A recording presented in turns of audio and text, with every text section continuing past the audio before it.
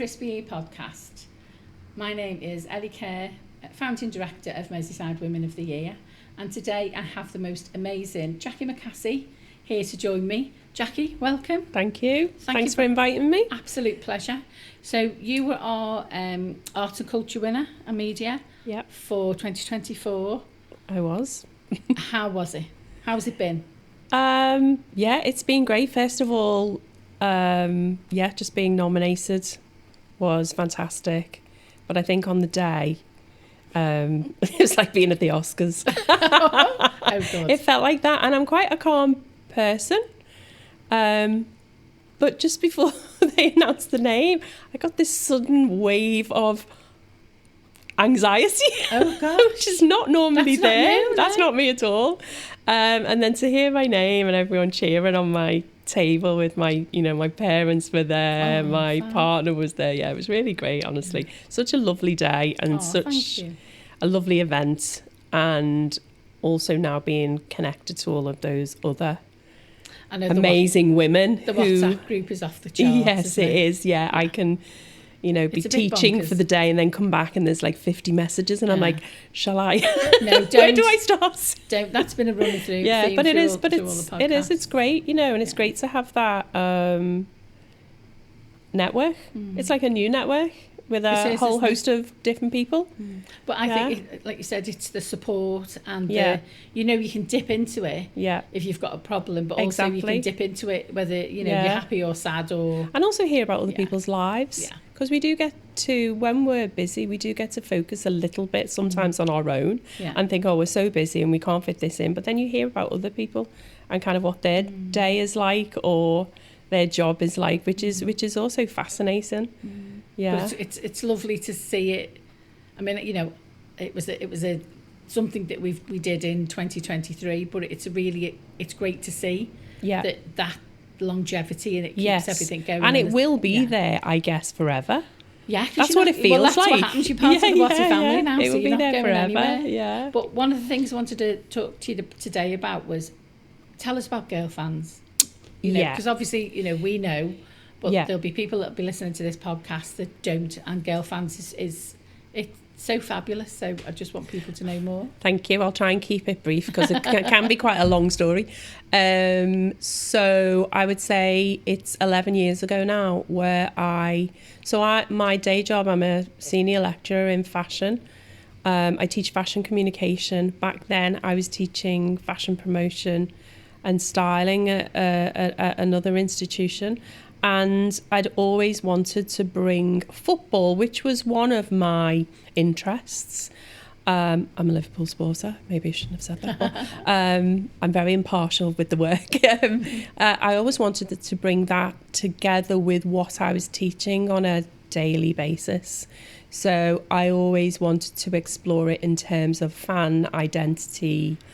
It wasn't specifically about, I wasn't thinking about women. So I applied for a very small amount of funding, which was university funding, which was actually the art school that I was in then. And I received £500. Wow. That's which is, it is because to a lot of people, I guess that's not a lot of money nowadays, but it is if you have an idea. Yeah. I think if you haven't got £500, if you haven't got it, it's a huge amount of money. That's the thing we found with the women's fund, that we do for £500 it makes a huge difference. So you're right. Yeah. And I think when anyone is giving you £500 and you have to write about what you want to do, obviously it was perspective. I didn't know what it would be, but you have to just say kind of who you think it might affect, who might be impacted by it. And I think what's interesting 11 years on is that all the people I said would be interested in it are interested in it, which is quite good. So it was a study in, I went to Anfield and I stood outside the Cop and I was just watching all of the fans walk in to the ground and noticed that there were a lot of women going into the match. Now, the landscape in terms of women watching football and playing football in the last 11 years has changed dramatically. And so it's hard to even, sometimes when I talk to younger people at university, it's almost like a given that's, you know, this is where we are with women in football, that actually it's just changed so much. And from that, I decided to go back and in a sort of ethnographic study, go back and photograph these women, just to very simply about visibility. But also the project then sort of turned into giving these women a sense of belonging, amplifying the fact that 1 in 4 Premier League attendees of football were women at that point. And just kind of like pushing that information out there into the world.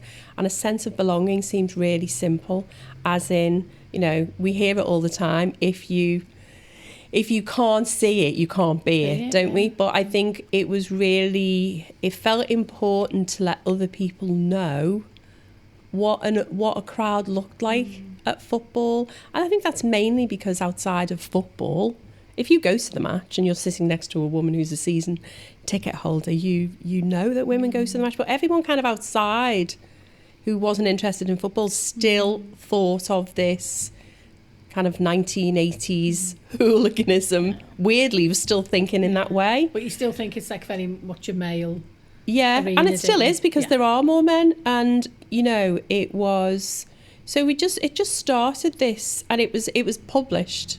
And so we went back to Anfield at the end of the season and we gave them out, and we saw some of the people we'd photographed. So it wasn't a case of taking their name and doing this. It was very much kind of almost like street photography, but we would stop women and chat to them and photograph them. So it was kind of a mixture of portraiture, street photography, some candid, some not.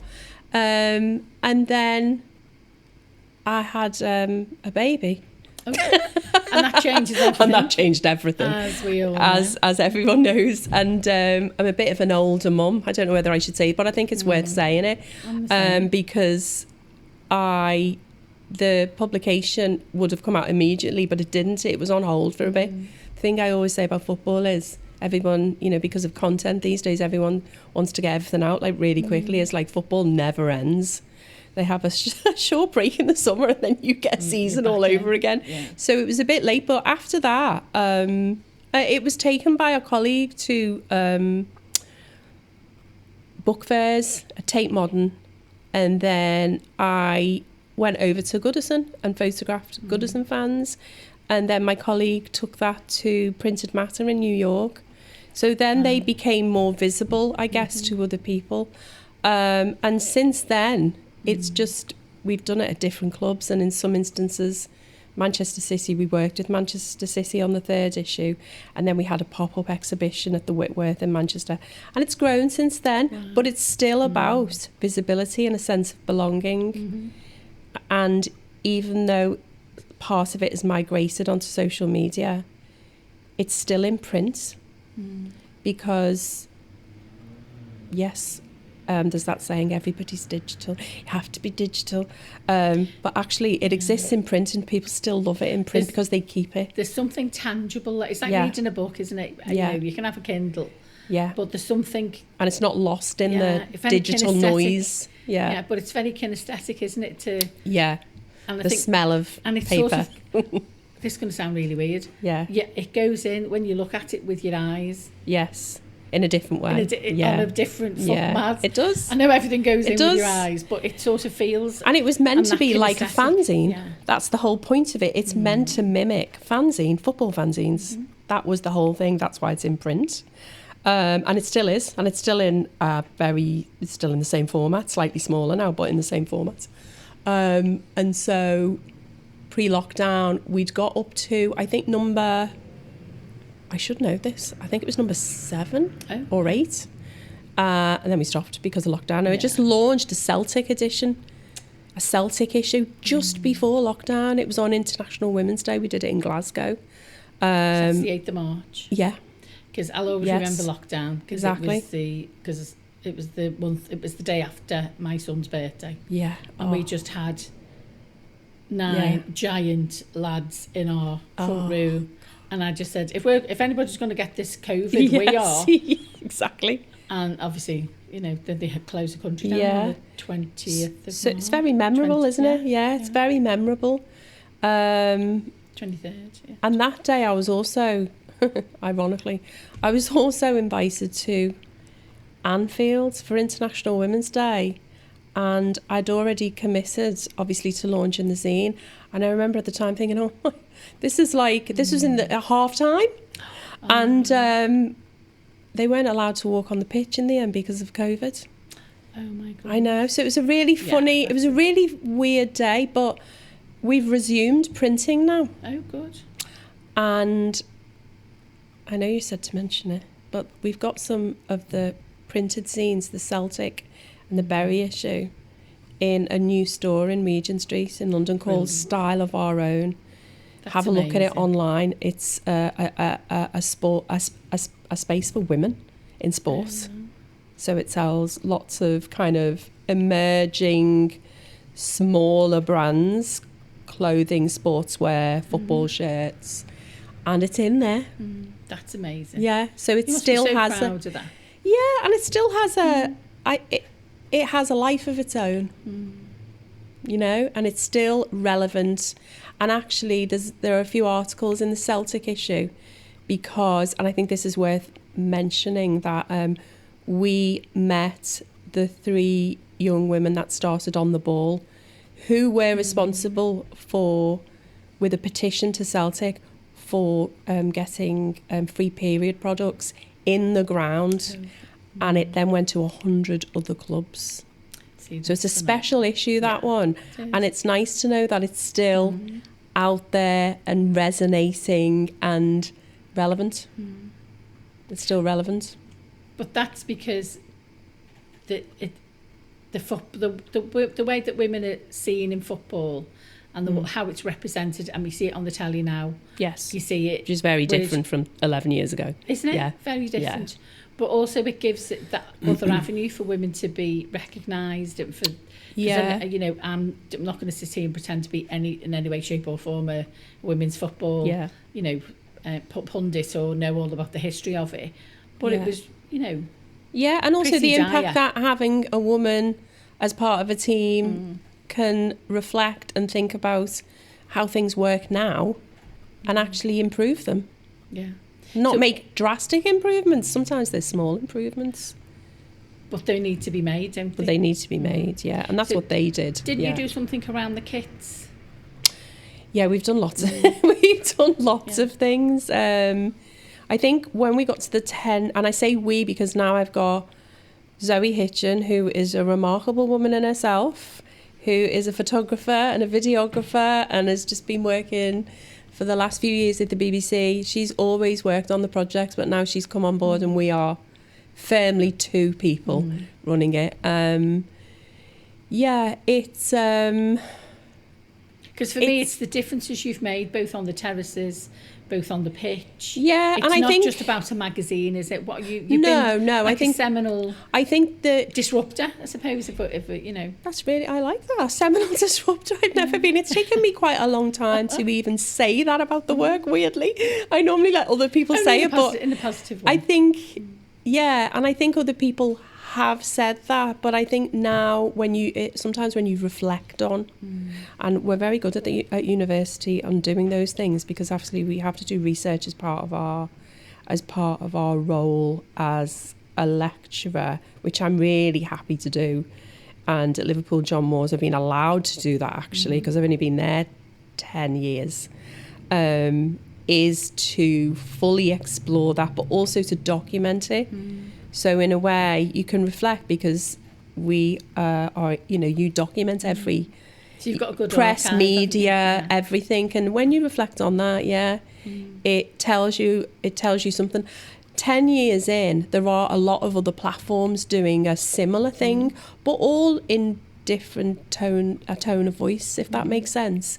You know, because they're run by different people. Well, female fans are not homogenous. They're like different kinds of people who support different teams and have different histories. And so at that point we thought, okay, what else can we do? So my background originally is I was trained in fashion design first, and then I went to university and did fashion promotion. So I've always liked to make, although time is my enemy, to be fair. And so we started by sort of like reclaiming terrace chants, clothing, and just sort of feminizing them in some way. So started on a series of football manager coats, like iconic ones. So we started with Arsene Wenger's bubble coat, his puffer coat, big long one, and then made it out of I was going to say vintage. They're not vintage. They are second-hand scarves.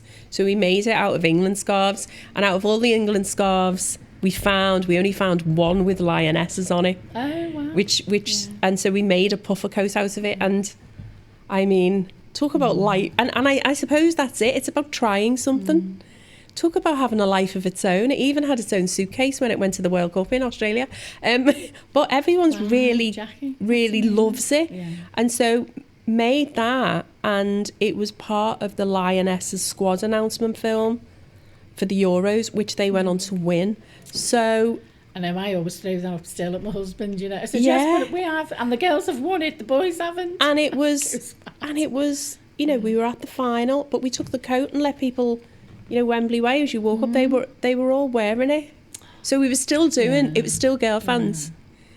We call it #Femorabilia after, Femorabilia is a fantastic archive at Liverpool John Moores University of girls' magazines. It's really good. But yeah, it's that idea of women have always been there, and using what used to be women's work, which is sewing, to construct it. But yeah, it's had a funny life of its own. It's been, who was wearing it at the World Cup? Jill Scott. Oh really? Jill Scott had it on. Ian Wright. So, but I think creativity in that respect, creating and putting it out there, does mean that it's quite experimental. People might not like it, but it just allows you this other route into finding spaces that maybe women haven't occupied. But it's still about a sense of belonging. And I think with women's football, and definitely that Euros win, we crossed over into women's football even more then, because it was always about women fans, but we crossed over, and how women's football fandom and the sport evolves is very much up to us as fans as well. It is owning that space though as well, it's isn't owning it? the And space sticking completely. your elbows out. Yes. And making that space bigger and not sort of like... because we're not a sports brand. No. We're not but women can still find a way to cut through that commercial noise in a way as well. So it's still got the same messaging, but it might appear as different, not as a publication, it might appear as femorabilia, kind of merchandise. It touches upon sustainability, it touches upon lots of other things, but really it's about finding that women's voices, I suppose. And that connectivity. And the connectivity and the community, obviously, because that migration onto socials meant that it found a broader community. And that's been really good. Although obviously social media, I do it myself, and that's another job. I've got like 15 jobs. Yeah, you can do that all day. You're meant to think of content all the time, and I've worked on. I think what it's great because it comes into the teaching as well. Because I teach fashion communication, but a lot of the students, they work really hard and they're doing a lot of things, and they're often surprised when they find out that a brand working on content for Instagram or TikTok, there's like 30 people in the crew making the content. Wow. You just don't see that. No. You just don't see it. So, but yeah, it still exists and it's still got that space. And I think now we've got, like you say, an archive. And so we're moving into more of a collaborative space now. So later this year, we did it with Zoe when Zoe led on the Bury FC scene, because it was the year that Bury was, I was going to say exploded. It was the year that Bury was expelled from the Football League, which left behind this whole community without a club. So it started then, she led on it, and she got all of the women fans together in the ground when there was no football going on, and we photographed them. That was exhibited recently alongside LS Lowry's going to the match. And so we're going to collaborate with other women photographers later this year. Picking up on that collaboration, we have a theme, which is network, information, money and self-belief. Yeah. So out of those 4, where would you say, what resonates with you? I suppose network and self-belief. I think I've talked about self-belief in a way. I think self-belief, I wouldn't have said, when I think of myself as a child, I was not overly confident. And I think sometimes we have to, a lot of younger people ask about confidence and feel that they should be confident. And I think once you are a bit more of once you have the knowledge about a subject, that obviously breeds confidence, doesn't it? Yeah. The more you do it, the more confident you are. But I'm not confident in everything. Yeah. Well, you talked before about when it was saying about the festival that you did. Yeah. I mean, and that was sort of like, a bit of self-belief and saying, right, okay. Exactly. And you've got to do it again. And I'm going to do it again later on this year in September. Get Your Kids Out Festival, which is essentially still part of Girlfans, isn't it? Yeah. But it's bringing writers, journalists, stylists, makers to Liverpool, and that's to celebrate around that network. Yeah. Network's important, but honestly, it's like, be kind to people. Have a good time when you're doing the work. Be kind to people. You can work hard. Networking's not, for me, a purposeful thing where I go in a room and think I need to speak to that person, and then I ignore everyone else. It's just meeting people. It's relationships, isn't it? It is relationships, and that's actually within creativity and creative teams. That's almost more important than what your skill set is, in a way. If you can get along with people, as that's where the softer skills are. And although the soft skills makes it sound really easy. Yeah, because it's actually not at the moment. It's not, is it? It's even harder for young people now and children now, isn't it? I'm a believer, and I think we need to, how do I say this? I think it's a privilege to learn and be in education. And I find a university degree, in the face of some negativity, I find it transformative. It was transformative for me, but you have to put a lot into it. And so, I'm a believer in education. I'm a believer but all education, including a creative education. Yeah. I think that is the thing that can really help you as a graduate, but you have to work hard. Yeah. It's that blend of everything, though. I mean, really, it's the academic side. I believe in creativity so much. Yeah, but it's the academic side, but then also the life skills side of it. Yeah. Of sort of, like you say, be kind to people. Yeah. How it's all right going and being academic, but if you don't know how to survive in life, you can't open a bank account, or you can't manage your money, or you can't. And also thinking about, you meet people from like large global brands, and they're really like normal people. It's funny, they're just humans. No, you just think, because they're like, they're just lovely people. Yeah. So, being kind actually is really important, but it's a bit like common sense. It is. I would say it's not very common. Yes. And then you do find that quite a lot of people aren't kind because they're quite self-centred. And they're not the people that you need to hang around with. No, but one of the themes difficult in the workplace, but not. But this is one of the things we've said about Watty is you find your tribe. Yeah. We tend to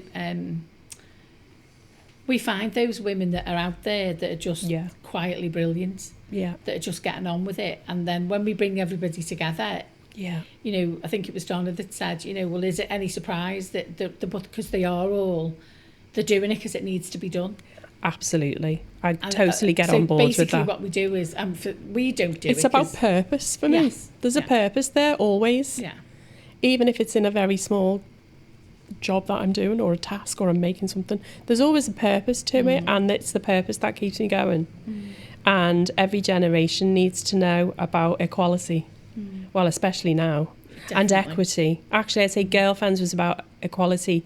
Get Your Kits Out was about equity, because of the people that came to, had people from London, Nottingham, they came to sell products that they'd made, and I think it's sort of like 90% of it was upcycled, repurposed, very creative things.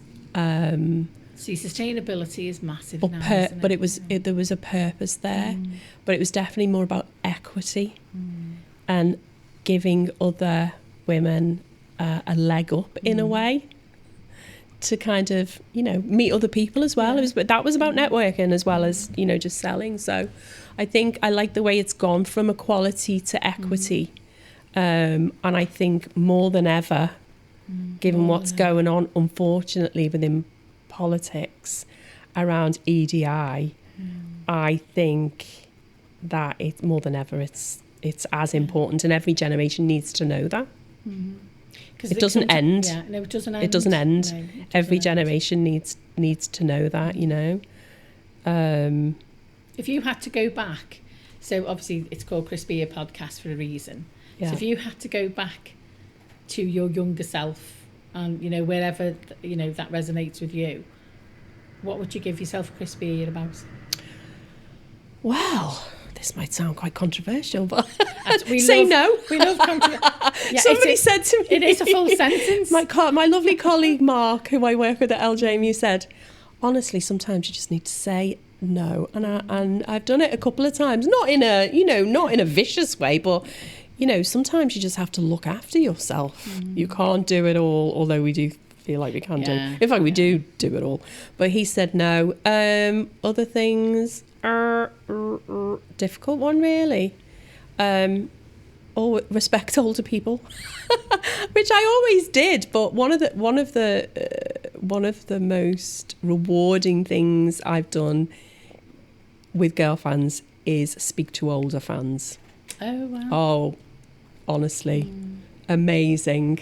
The stories, the photographs. We did a special issue called Girlfans Untold. I know it sounds kind of weird, like, because a lot of the brands that you are working around, everything is about youth culture. When you get older, you're still creative. So I think we need to be a bit more, we need to be less ageist. And I say that not as a person who is ageist, but I know when I was at university, we had older lecturers and we very wise and we respected them a lot. I think we need to get out of this, you know, someone's not on TikTok, therefore they don't know what's going on kinds of thing. You need those wise words. There's a lot to be learned from experience. There's a lot to be learned, you know. Yeah, but I think we're just we value youth culture way too much.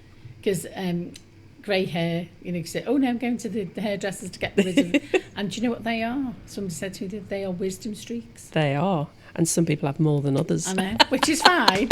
That's why I'm going to the hairdressers to get rid of them. But actually, isn't that brilliant? Because that's what it is. Yeah. You know, you can't, that experience. That's not to demean youth culture, by the way, for anyone listening. It's just again, like you're back to this blend, aren't you? You know, yes. And it's about, you know, it can't all be pink and it can't all be blue. Yes. But, you know, women and men. It has to be like that blend of bruisey colour in the middle. Yeah, and but also links to kind of like fashion.